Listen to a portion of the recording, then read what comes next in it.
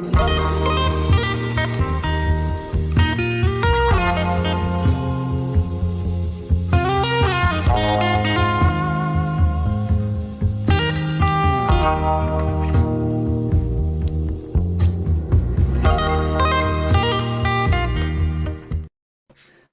morning, or at least in Canada, good afternoon, or to our European listeners. We're joined today with Marcia from Eventim Norway. Marcia, thank you for coming on the pod. How are you doing? I am good. Thank you so much for inviting me. It's going to be an interesting conversation, I suspect.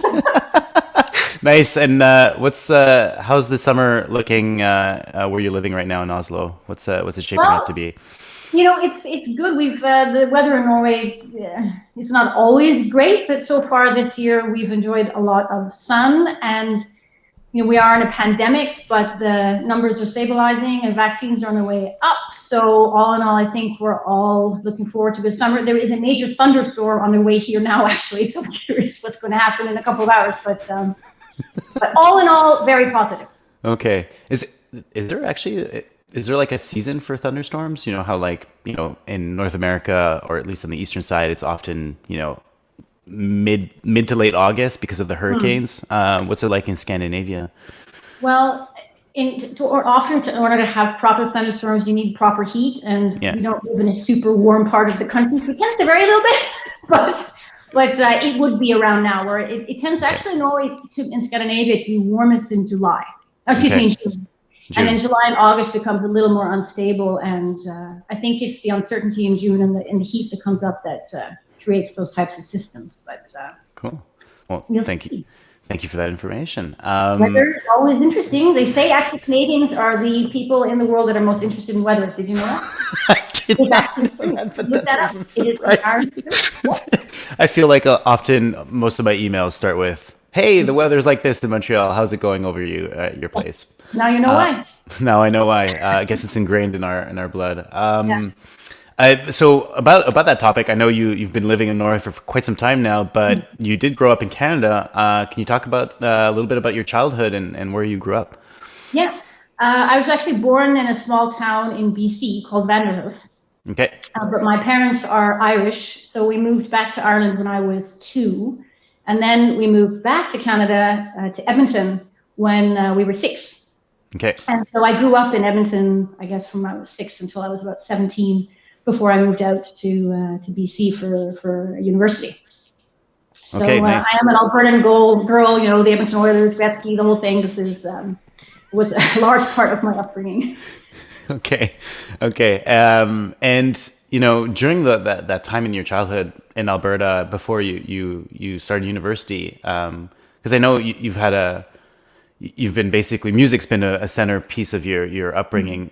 Was there a particular moment in your childhood that sparked that interest? What made you want to pick up music? Well, I come from a very musical family.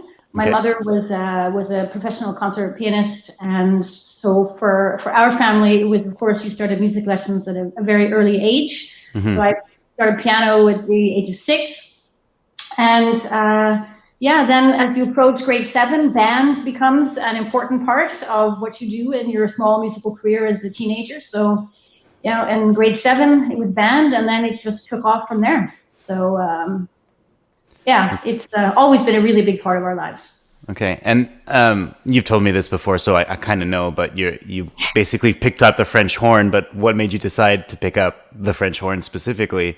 Of all the instruments, right? Because I guess the bands, like bands in high school, tend to be a little bit more on the like wind instruments, and then as you progress, it's more the string type of quartets and stuff. But what made you pick the French horn? Well, and I actually did a little bit of research so I could give you some facts. Okay, let's do it. There's an episode of MASH. From 1978. Nice. Yes, I checked it out. You can find it on YouTube. And where Charles gets a French horn. Okay. And he's really, really bad at it. And this drives, I believe, BJ and Honeycutt totally insane. And they go on a kind of a no shower strike. And the episode is fabulous. It's like 25 minutes. And in the end, they rebuild his French horn so he can't play it on anyone. The point was, I was watching this episode with my parents. I can still see myself on the couch, and I was in grade 6. And my mom or my dad turned to me and said, well, Marcia, French horn is a great instrument. You should consider trying that when you try out for the band next year. Like, okay, that's a good idea. So then when we got to band and we were supposed to try instruments and we got to try some different ones, I picked up a French horn and I got a sound of it right away, which was unusual. And it turned out I was pretty good at it. So that kind of replaced piano, and that was the start of a sort of long, illustrious career on the French horn. Nice. Very cool. Well, thank you for sharing that story. Welcome. And so, like, after high school, I think you enroll at the University of British Columbia. What was that experience like? And what was it like living in Vancouver at the time? To go from Edmonton to a city like Vancouver, where there wasn't so much snow and it was warmer and so much multiculturalism. I mean, it was amazing. I always say still to this day that if you get to live in Vancouver, it is a privilege. I love that city. To go to UBC was amazing. I was lucky enough to get a fantastic horn teacher, which is why I went there, Marty Hackerman, and also a fantastic band program and instrument program that was run through Martin Berenbaum. So for me, it was all about the performance and the teacher and they're just learning to become an orchestral musician. Yeah. So it was a great experience. I really loved it. Nice. And what was the music scene? I guess this was the 90s, the mid 90s thereabouts. What was the music scene like in Vancouver at the time? Like, not just the classical one, but also, well, grudge rock. Yeah, this is part of the challenge of being a classical musician often at that age. Not all of us as well-rounded as others. So yes. for us, and certainly for me, it was all about like the VSO, and it was orchestral concerts and chamber music. And I would love to say that I had been to 15 different grunge bands and various things, but I have to admit I was at 0. It was all about classical music. But I hear it was fantastic. Okay, that's very honest. Exactly. The VSO was great. You could ask me about them. But and at UBC, was there different? Was there particular, like, I know that music performance is one branch. Then there's also recording. There's different things that you can do, and it's also some of them require you to learn more languages. Was there a particular field that you took that really spoke to you? Did you pick up like German? I mean, I know you're not an opera singer, but like those people have to pick up these languages. What were some of your specific interests beyond just what the French horn, basically? I think the great thing with going to university to study music, and I think that's a bit different than going to a conservatory, for example, is that you are sort of forced to take other electives, and you do end up then with a bit more of a well-rounded education. So for me, I took psychology, I took German. I am quite good at languages, and so that was an interest that sort of kept you a little bit more balanced. So it wasn't all just about music theory and music history and French horn and all that kind of thing. And I think that the interest from psychology as well, that sort of played then forwards into sales and marketing, which I do now, because it's all a little bit to do with consumer biology and how people think and how you can sort of communicate. So I think that was fostered back then. Cool. Thanks. So tell me a little bit about your career right after you graduated. Did you land a gig? What happened after that, after you got your degree? From UBC, you're thinking about? Yes, that's right. Correct. So then, I mean, obviously I would love to say I landed the dream job. I didn't. It's very hard to get a job as a classical musician. So yes. I went on to Hill. Thinking this would help. Was there for a year, started a master's in McGill, and then was given the opportunity to move to Norway. And I always wanted to get to Europe. My family's Irish, I have an Irish passport, and to make a career as a classical musician is a lot easier in Europe. So when I was given the opportunity to go to Norway, that kind of sort of changed everything, and I got on a plane and I came over here, and then I started working almost immediately. I started freelancing after I was here for 5 or 6 weeks, and which would have been very, very difficult to do in Canada. Okay.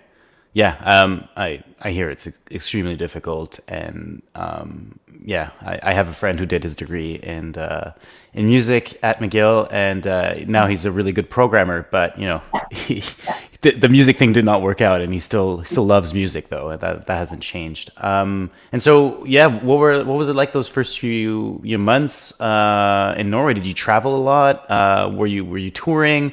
Where were you staying, and what was it like? Fresh off the boat in Norway, not speaking really the local language. How did that go?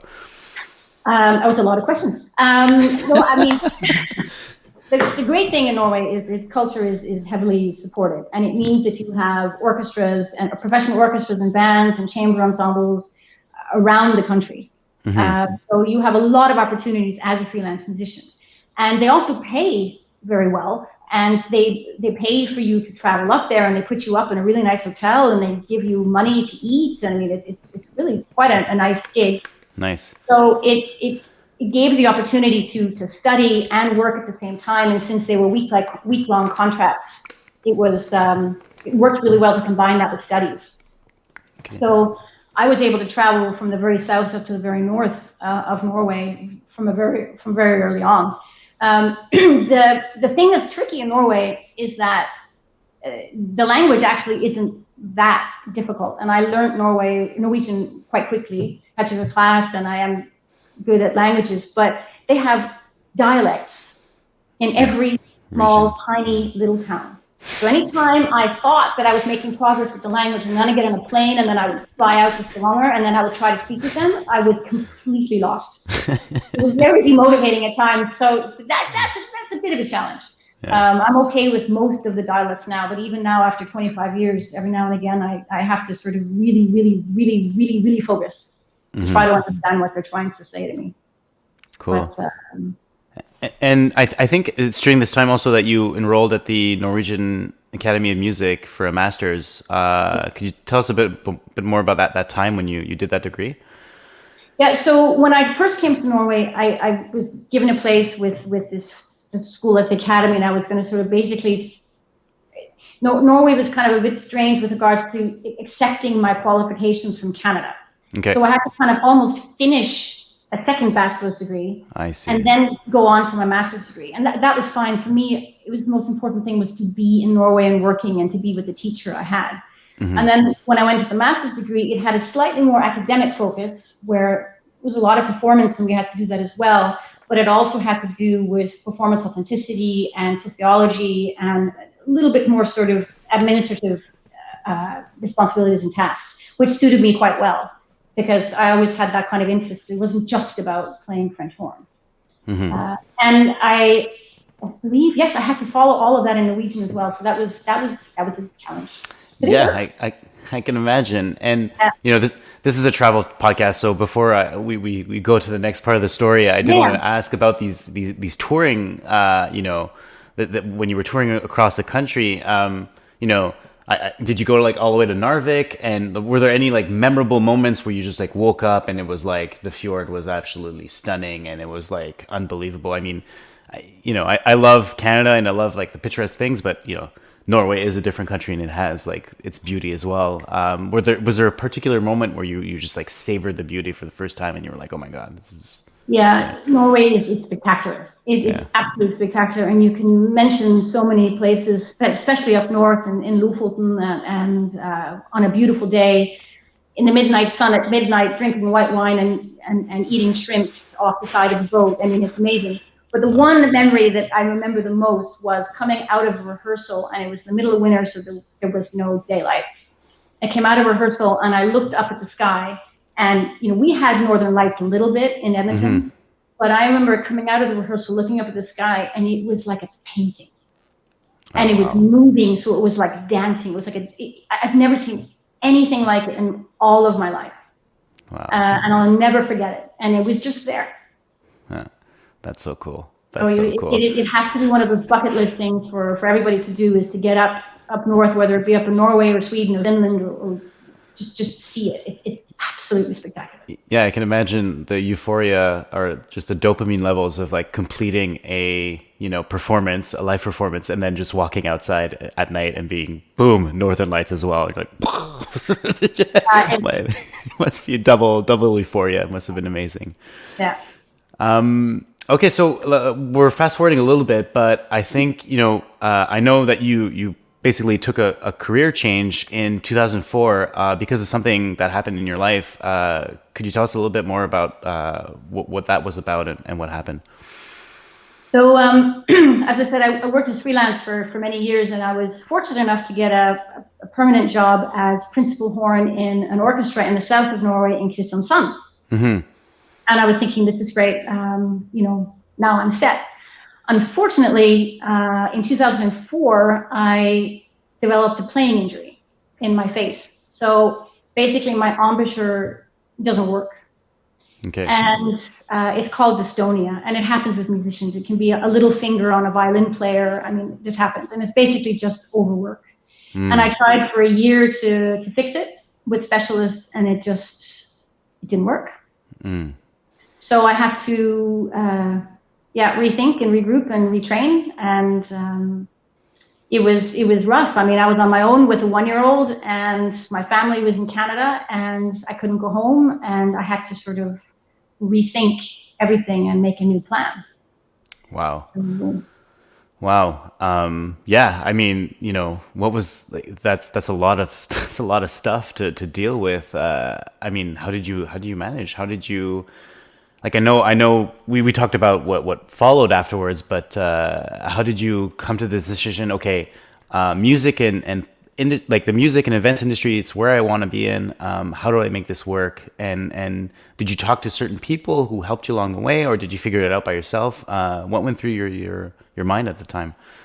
Well, I mean, certainly my family were fantastic, and Okay. I live in a country that really supports people. It's a socialist country. There was so much support available to me, and you're able to go to your local municipality, and they have I guess what you would consider a kind of a welfare department where they help you. And it's not just about giving you money so that you can survive. It's about giving you funds to retrain. And I had always figured that when I'd hit the age of 40, that I would probably stop playing and maybe try to go more towards the route of administration, just because I've always liked that kind of thing. And I figured at some point you'd probably get tired of playing in an orchestra. Right. It was just 10 years sooner than I Anticipated. So then it was just about, I mean, I am nothing if not resourceful, and okay, let's just get it done. And so you just start to regroup. And I mean, it went really well in the end. It was hard, but I think it was probably for the best, maybe in a long way, in a long run. Right, and you went back to school, correct? Yeah. And could you tell us about, like, what did you do and what did you study, and how did that, like, lead to basically this new career? So when I went and spoke with some counselors about what I could do, they suggested that I take what is called a Master's of Management, and this would have been in the local business school. Okay. And the idea was that you didn't have to go back to scratch, that I already had at this point 2 bachelor's degree and a master's degree. So for me to have to go back to get another bachelor's degree seemed slightly overkill. So the idea with the Masters of Management was that you could take like year-long programs. So and then you could do, and it was designed for people who were going to also work at the same time. So it was set up in a way that it actually was designed to be able to work full-time and then have these sort of week-long seminars, maybe 5 times a year. So, and because you could choose between 30 different types of subjects to study, it gave you kind of some flexibility as to what you wanted to study. So you could almost build your own kind of a portfolio of a degree and then finish it after 3 years. So that's what I did. Nice. And That's awesome. And did you feel like some of those, like, classes that you took early on, at UBC, like in psychology and stuff, actually prepared you well for this? Like you became a natural in a way when you took these, like, sort of more marketing and business type of classes? Absolutely. And also just the discipline you have to have with the university degree. You can't, I mean, obviously it's great to play French horn, but you have to be able to write a thesis. I had to write a thesis of 60 pages. The reason I mention it is because in Norway, in general, if you do a performance degree, you do it through a conservatory or an academy where you don't have the same academic requirements. I see. And that would put you at a disadvantage if you decided to then try to retrain and do what I did, because you wouldn't have that background. Right. And so now today, between you and your husband, how many degrees are framed in your living room? Exactly. How many do I have now? Yeah, I have 13 years in higher education. My husband only has the 3, actually, to be fair. He only Okay. Well, I mean, 4, actually 4. that's cool. That's really cool. No, it's not. So. And so, okay, so you do this business degree, and what were the first jobs? I believe you started working while you were doing this degree, correct? And having a child at the same time, or raising a child. What was your secret sauce here? Because that's a lot of stuff at the same time. And what were these first jobs that you took that were not performing arts, basically?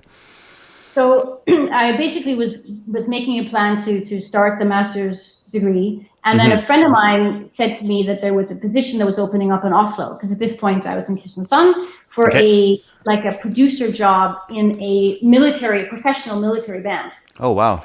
So he said, you should really apply. Okay. So I applied for the position. I didn't get the job. I was number 2 for the job. But the woman who was doing the hiring said to me, but look, I could give you a 3-month contract if you move to Oslo. So I was like, okay, well, and I was going to get help from the government anyway to continue the schooling, and there's more work in Oslo. Grand, we move. So within 2 weeks, we got up and we moved to Oslo, and then that job got extended, and then they gave me a permanent job, and I continued to work. Now, work was fantastic because they would give me the week off with pay. To do the week-long seminars, but obviously then evenings and weekends I would have to be studying and that kind of thing, which I was enjoying it, so I was okay to do it. And then from there I moved on to Telenor Arena after I guess about 3 years in the military. Okay. As a civil employee, so it was great though, working with a professional military band. I mean, it's wonderful to see a country again that supports musicians the way they do and have that kind of tradition and history. Awesome. And about Telenor Arena, for the people who are outside of Norway who don't really know, it is like it's a big spot, right? It's a big venue. Yeah. So how many pre-pandemic, obviously, but how many people can it have for any event, a maximum capacity? So if you consider a standing capacity, it would be 25,000 now. So it's the largest indoor arena, multi-purpose arena in Norway. Okay. And do they do hockey games there? First question. They do not. But I did work on it. I really did. I worked on it. I tried. Oh yes, we had Disney nights. I don't think that really counts, but we really actually did work on it. And there are discussions for them to have the World Hockey Championships there, the finals in 2027. Okay. And we are discussing ticketing with them, just so you know, you can expect that.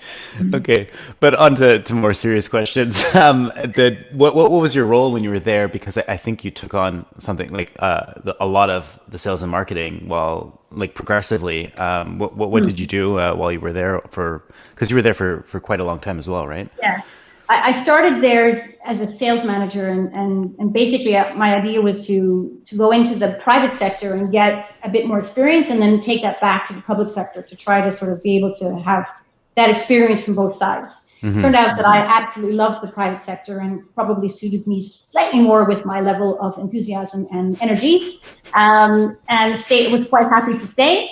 And after 2 years as sales manager, I was promoted to sales and marketing director. And this was sort of in line with me completing my master's in management as well. Okay. Then for 6 years, I worked as sales and marketing director, and that was basically partnerships, all the commercial agreements, filling the venue with everything from concerts and sports and events and exhibitions, all the B2B marketing, B2C channels. It was kind of big. It was a lot of fun because it was a relatively new arena. I mean, they only opened, in 2009, and I started working there in 2012, I think. 2010, excuse me, 2010. So we were kind of building it from the ground up. Wow. So there was a lot to do, but it was an exciting time. Okay. And there any particular like shows or events that you remember fondly, like promoting, selling, and you're like, my God, this is a cool Best job ever. This is like the best job ever. This was an unbelievable show. Well, I couldn't be Canadian and not mention Justin Bieber, obviously. So when he went on tour in 2013, he sold the most tickets per capita, I guess, in Norway. He sold out 3 shows of 25,000 capacity, and he could have had 5. Wow. We had people lined up outside the arena 2 days before the show. We ended up having to create lines outside for like figuring out, okay, which show are you waiting for, which show are you waiting for, and which show are you waiting for. I mean, if you look up the pictures online, it was an unbelievable experience to see what one man can create of hysteria amongst teenage girls. Right. So that was amazing. So that was the closest to the Beatles effect that you had seen like firsthand. Yeah. Wow. But then there was Adele for me. I saw Adele played in 2016, and that was one of the most amazing musical experiences of my life. So wow. I'll never forget it. She was absolutely sensational. Wow. I believe you. I've not seen her live, but I believe you. I believe that like she probably gave that power to you in her performance, and it is spectacular. Yeah, I mean, can't wait for live music again. Really. So that's not even a question, but we'll lead on to that. But actually, it does bring into to another, the next role that you took on, and it's your current one at Eventim. So first off, for people who don't know about Eventim Norway and Eventim Scandinavia, can you describe them? Like, what's the company and what do they do? So I work as managing director for Eventim Norway. Eventim Norway, you need to keep up here. Eventim Norway is part of Eventim Scandinavia. So we are sort of a Scandinavian company with headquarters in Copenhagen and an office in Oslo, which I run, and an office in Stockholm. Okay. We are a part of CTS Eventim, which is Europe's leading ticketing company. We sell tickets in 25 countries across the world. We sell tickets to the Olympics in Rio and in Sochi. It's that kind of a level of a company. So I run the Norwegian company, I guess you would call it, for that. Yeah, the Norwegian wing. Yeah. And just an idea, like how many tickets pre-pandemic would you sell like in a year, like in Norway? Well, in Norway, you have to understand that we, so I say, put it this way, CTS Eventim in 2019 sold 250 million tickets. Wow. Yes, million tickets. In Norway, it's a lot of tickets. In Scandinavia, we're still a relatively young company, so I might have 1 million tickets in my budget. So it's not a huge amount of tickets yet, but it's very much a growth market, and we have grown a lot also during the pandemic. So so it's going to be again an exciting journey because they only came into Scandinavia in 2018, and I came into the company in 2018. So here too, it's very much a growth plan. Yeah. And you grew that much in just like 2 years, basically. That's crazy. Wow, that's insane. And how did you? I mean, like at State 22, we felt the pandemic and really and just like no more travel from March to April. How did you guys feel it on your side? What was it like when you saw the news and you had to contact your venue partners, I guess, and things were happening? Well, we didn't have to contact the venue partners; they contacted us. They contacted full panic. So that was the way how that worked. And it was all like, okay, Marcia, so what do we do? Can we move the concert from March to May? Yeah, okay, we can figure that out. And then as things started to progress, we're kind of like, okay, so that concert in May is not going to work. So what do? We push it to September, and like, okay, so we do that. And then I think Norway was really, really strict. I mean, they shut culture down immediately, and we will be the last ones to open up fully as well. So it's been really rough for the entertainment business in Norway. Sweden and Denmark have had slightly different approaches, but for all of us, it's been horrible. Yeah. But at the same time, our company has been very, very particular in that we could never downsize or furlough, I guess you would call it, enough more than we had to have staff available to help the clients. Right. Like we'd heard of competitors, unfortunately, being forced to furlough half of their staff just to conserve money. I mean, we are fortunate with Eventim, they are a very robust company. So for us, it was trying to save costs where we could, but at the same time, we had to be available to help the clients. Right. Whether it was a move or a cancellation, and then you put the tickets back on sale, and then that date was wrong, and then you had to cancel the show again, or then you had to move it, and then you had refunds, and then you had new functionality that had to be developed in order to help them refund to vouchers. And I mean, it was like this cycle. And at the same time, you were trying to be opportunistic and find new clients. Yeah. Who would while doing all that. Doing all of that. So wow. But yeah. Well, thank you for sharing the positives of it, that, you know, you guys came out strong, and that you survived, and that, you know, it comes even to like better news. I think you were telling me previously, you know, 2022 is shaping up to be a great year. You know, can you share us some of the things that like really make that year or next year particularly exciting from your perspective? Well, certainly we hope and we see that a lot of the big acts that were supposed to come in 2020, which then were supposed to come to 2021, are now being put to 2022. That's okay. Yeah. And we see people are releasing big shows. We sold out Snoop Dogg really fast. Deep Purple is on sale. Rammstein sold out in seconds. That's great. And we see the ticket buyers are slowly starting to be willing to buy tickets, and people are super keen to buy tickets to shows when they feel it's likely that the show is going to happen. So that is really, really good news. But we do have concerns with some of our promoters and our venues who are struggling with capacity because their calendars are filling up. And the interesting thing they're going to see is that if you have shows that are being moved from 2020 into 2021 and then into 2022, no one is making any money off of those shows. If you look at it from an industry perspective, they're just being moved. The money was made back in 2020. Yeah, they just and it's just sitting there, but it hasn't really. Yeah, I see what you mean. But then they block the venue. So I mean, I think 2022 could be fantastic, and everybody wants to come out. But at the same time, we do run into. I mean, this is from my venue days at Telenor Arena, trying to work the calendar. You do run into challenges there, trying to put a tour together. Right. That makes sense. And I guess, from a cash flow perspective, there's a lot of problems, right? Because then there's also the artist who has to be paid, and the performers, and everybody. Yeah.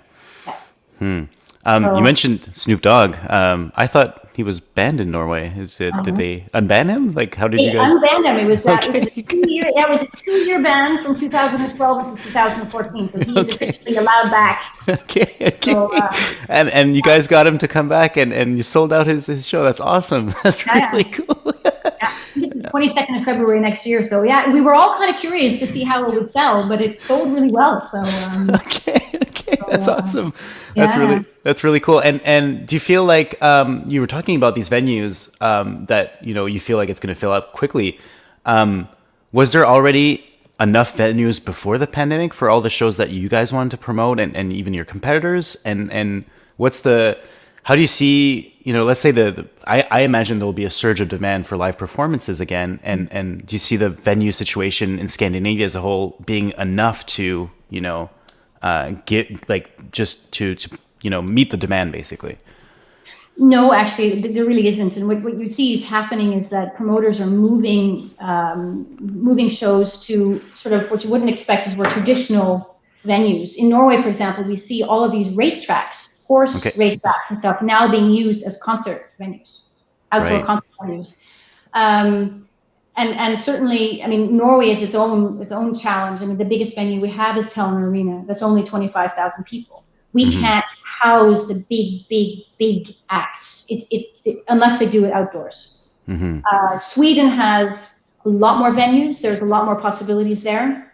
Similarly in Denmark, but in Scandinavia, it's also about trying to. You look at the situation for indoor shows, which is maybe from September to May, and then you've got the whole May to August window where things tend to be more outside.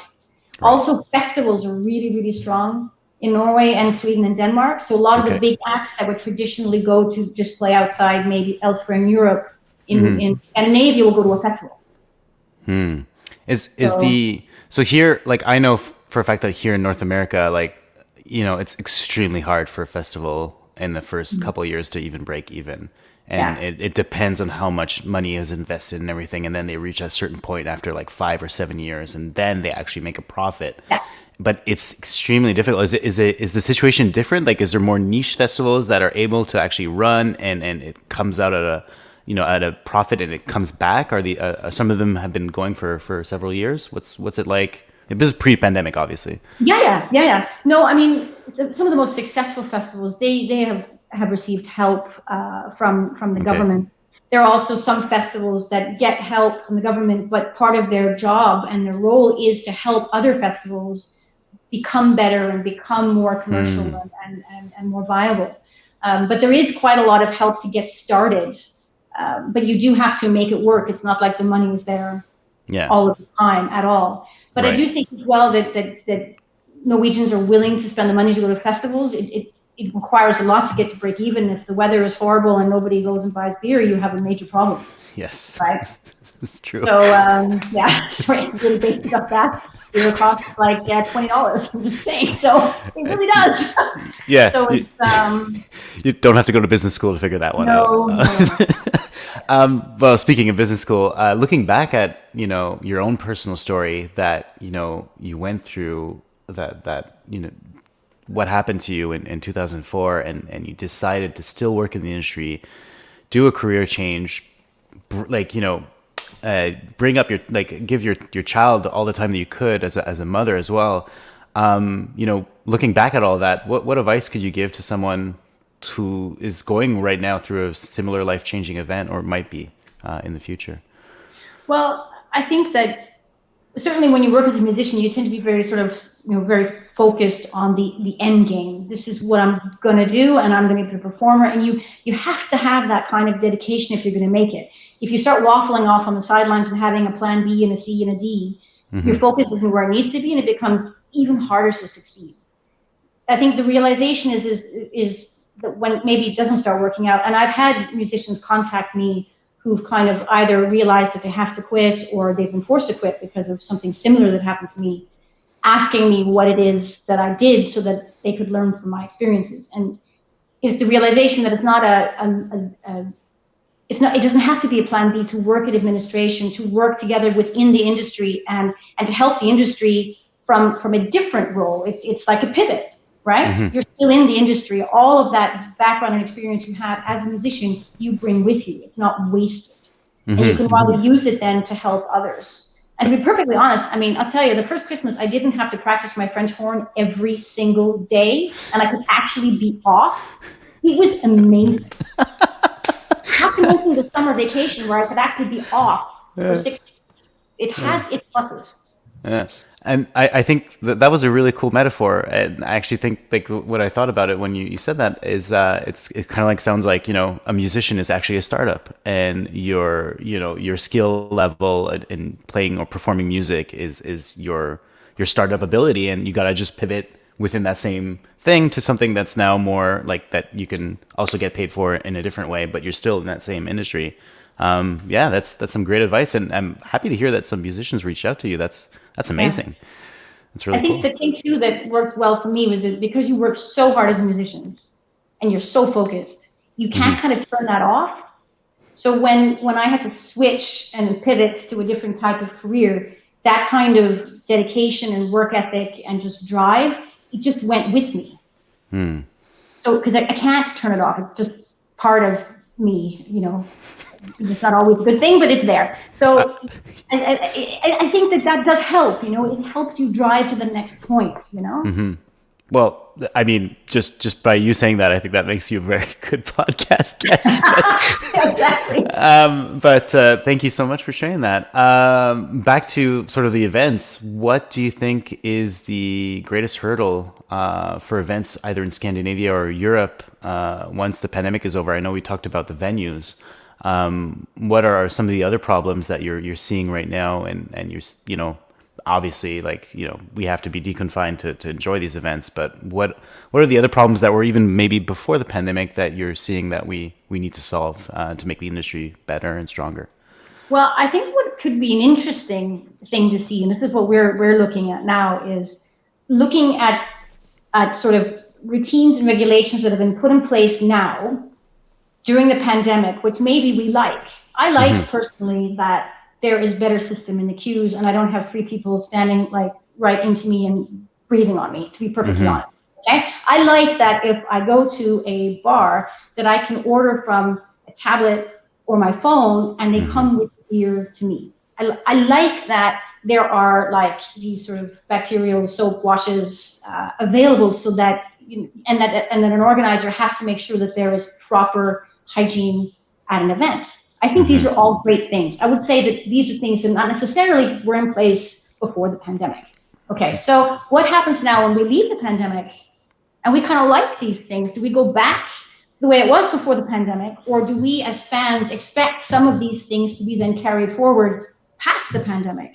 I mean, I'm sure if you're 19, you don't care about any of these things I just said. I'm 44 or 45 or 47, however old I am. So, it's terrible. But some of us do actually care about these types of things. And I do think that some of these things, event organizers and promoters and stuff, are going to have to think a little bit about. Right. Our expectations will change a little bit after the pandemic.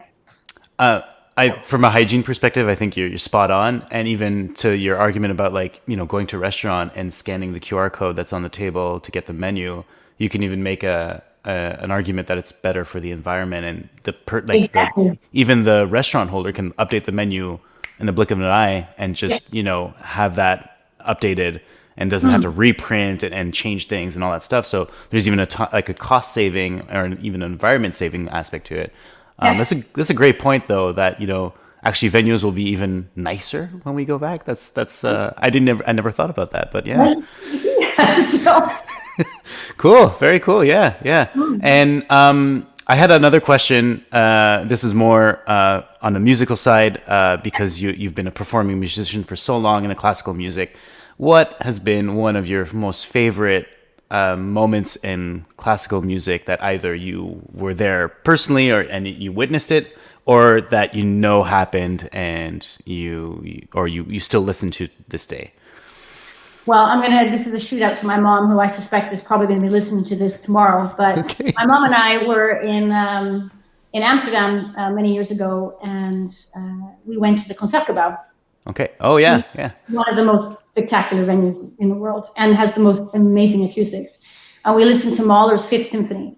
And if you're a French horn player, you know that this is like the mecca of the symphonies. You have to listen to this. And it was absolutely spectacular.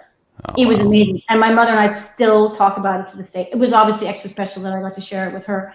But it was like goosebumps, hair sticking up on the arms type feeling in that venue. They played so well, and it was just the whole experience. It was that's what you want when you go to a classical show. Yeah, well, any show really. It doesn't have to be classical, but that is what we used to strive for anyway as musicians when we played. Right, and you just hit on a couple of things that for me personally also. Tell me when it's such a memorable performance is if everything is aligned perfectly, like just the performance itself, I feel it. But also, when you share it with somebody, it is quite fantastic, right? You both feed off each other's energy within the setting. And I remember one show that I saw was more recently, a couple years ago, was Olafur Arnold's here at the Symphony Orchestra in Montreal.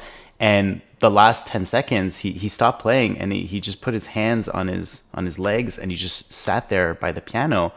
And for 10, 15 seconds, there was silence in the entire room. And this is a room where somebody coughs, you hear it. And nobody coughed, nobody sneezed, nobody drank their water bottle. Everybody was in silence. Yeah. And then he rose up, and then there was the thundering applause, and just that silence. I was dumbfounded that it could happen, and I will remember that too. Yeah. That's cool. Yeah. All right. Well, Marcia, one last question. First of all, thank you so much for coming on the show. But if people want to get in touch with you, either for partnerships or, as you said, if it's a musician who's trying to look at a career change and wants to talk about his story and what he's going through, and talk to you about, how he can find help and do things, what's the best way they can reach you? LinkedIn is a great way. I try to use that quite a bit. Okay. But easy enough to find me on Facebook, our website, on Eventim. So it's anything that anyone wants to talk about. I do like to talk, so it's just about reaching out. It's not a problem whatsoever. Marcia, you're a bolt of energy. It's so great talking to you. I'm really excited about some of the stuff that you shared on LinkedIn. Speaking of that, recently about like some of the concerts you guys sold already, and I really feel from just talking to you, but also following you, that we're gearing up for some spectacular things to happen. So, thank you so much for coming on, and hope you have a good summer. The same to you. Thanks again for having me. No problem. Take care. Okay, bye-bye.